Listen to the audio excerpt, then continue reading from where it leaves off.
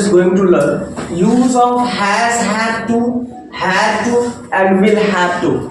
In this comparative study, we will learn 3 topics in one time. एक ही बार में ना, एक ही स्ट्रोक में हम तीनों कंपैरेटिव स्टडी मतलब तुलनात्मक अध्ययन के माध्यम से हम तीनों को सीख लेंगे कम समय में। यह तीनों टॉपिक्स मैं आपके बीच में क्लियर करने वाला हूँ। आपको माइंड में रखना है कि अगर सेंटेंस के अंत में जैसे मुझे अंग्रेजी पढ़ाना पड़ता है, हाँ इट्स माई कंपल्सन, ये मेरी मजबूरी है।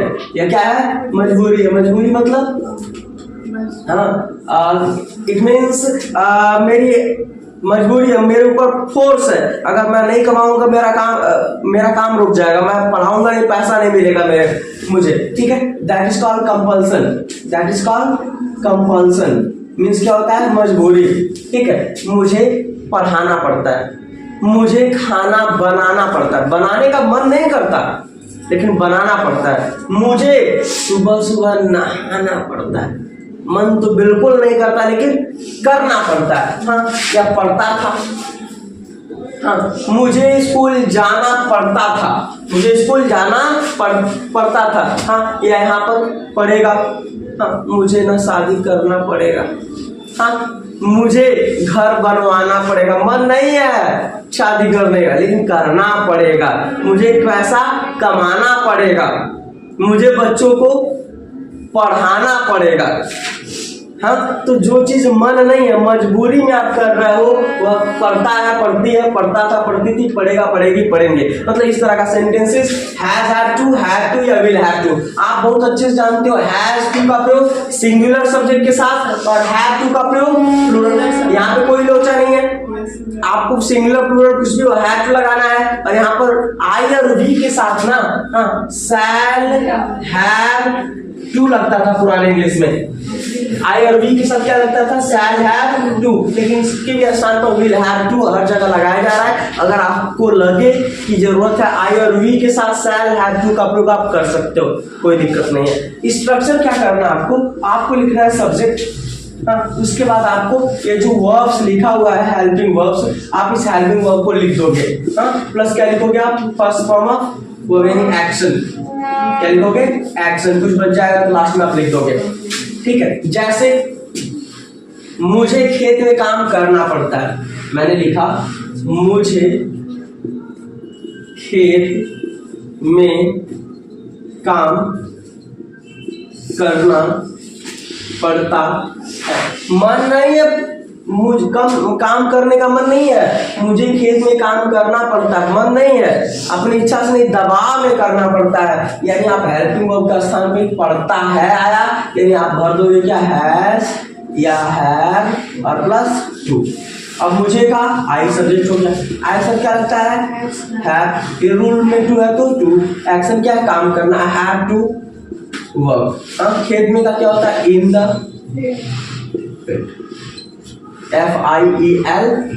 अगर यही होता मुझे स्कूल जाना पड़ता था या मुझे स्कूल जाना पड़ा या उसे स्कूल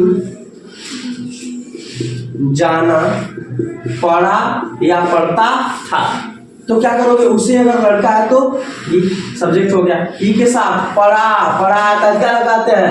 है, ठीक है। आप यहाँ पर क्या लगाओगे? है। तो he had to go to school। अगर सेंटेंस की बनावट पढ़ेगा, पढ़ेगी, पढ़ेंगे से होगा तो आप क्या लगाओगे? विल हैव टू या शैल हैव टू लगाओगे। जैसे राधा को नाचना पड़ेगा, बेचारी नाचना नहीं चाहती लेकिन नाचना पड़ेगा। राधा का राधा सब्जेक्ट हो गया। पढ़ेगा आया, क्या लगाओगे आप? Will have to. तो राधा के साथ क्या लिखे? Will have to dance. Radha को नाचना पड़ेगा। अब बात आती है अफर्मेटिव के बाद नेगेटिव की। किसकी बात आती है? निगेटिव की। निगेटिव में क्या करना आपको? यहाँ पर हैव और टू क्वेश्चन क्या लगाओगे? नॉट लगाओगे। हैव और टू क्वेश्चन क्या लगाओगे? नॉट लगाओगे। ऐसे ही यहाँ पर विल हैव टू या विल नॉट हैव टू लग जाएगा, शैल नॉट हैव टू लग जाएगा। ठीक है, इस तरह के सेंटेंसेस बनते हैं। हैव नॉट लगेगा तो shall, will not have to, shall not have to. ठीक है, इस तरह से सेंटेंसेस बनेंगे।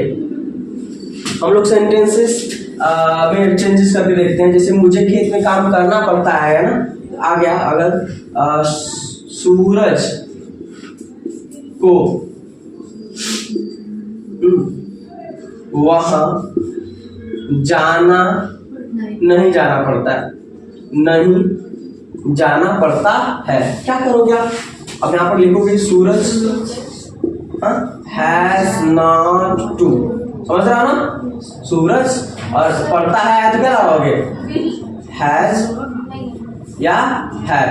तो हैज और नहीं आया तो यहाँ पर लगाना था अपना नॉट टू और जाना था go. Suraj has not to go there.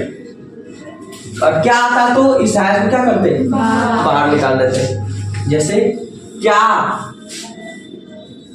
हमें गीत गाना पढ़ा गया, यानी हैड टू लगाना है। क्या करोगे? क्या आता है तो हैड को पहले कर देते हैं ना, had read to sing a song. और अगर होता हमें गीत क्यों गाना पड़ा, क्या करोगे? हैड से पहले लगा दोगे वाई। ठीक है, इस तरह से आप affirmative, negative, section A, section B के सेंटेंसेस को इजीली बना सकते हो या किसी भी रूल पर इसे अप्लाई कर सकते हो। माइंड में होना चाहिए हैज हैव टू पढ़ता पढ़ती है, हैड टू पढ़ता था या पढ़ा, या will have to shall have to पढ़ेगा पढ़ेगी पढ़ेंगे। अगर इतना कॉन्सेप्ट पता है, स्ट्रक्चर आप बार बार बनाना सीख रहे हो, इजिली आप उस फॉर्मेट में उसको रख के आप बना लोगे। हाँ, you need to learn the word meaning, you need to improve your word meaning so that you can translate the Hindi sentence into English easily.